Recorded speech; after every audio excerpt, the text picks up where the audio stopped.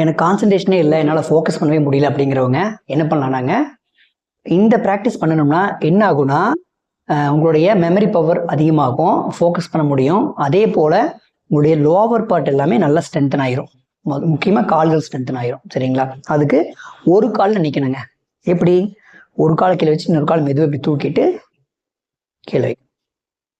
சரிங்களா? இந்த மாதிரி இப்படி ப்ராக்டிஸ் பண்ணுங்க.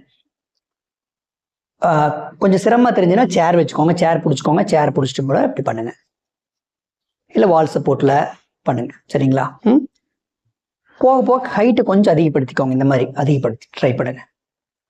இந்த காலுக்கு ஒரு 15 முறை பண்ணுங்க, இந்த காலுக்கு ஒரு 15 முறை பண்ணுங்க. 15 முறை முடிச்ச பேர் என்ன பண்ணணும்னா, இந்த காலை உயர்த்திட்டு அப்படியே வச்சிருக்கோம். ஒரு 15 செகண்ட்ஸ் 15 செகண்ட்ஸ் அப்படியே வச்சிருக்கலாம், அப்புறம் கீழே வச்சுக்கலாம். அதே போல் இந்த காலுக்கு பண்ணணும். சரிங்களா? இது நீங்கள் ப்ராக்டிஸ் பண்ணும் பொழுது உங்களுக்கு ஸ்ட்ரென்த்தனும் ஆயிரும், ஃபோக்கஸ் பண்ணுறது ஈஸியாக இருக்கும்.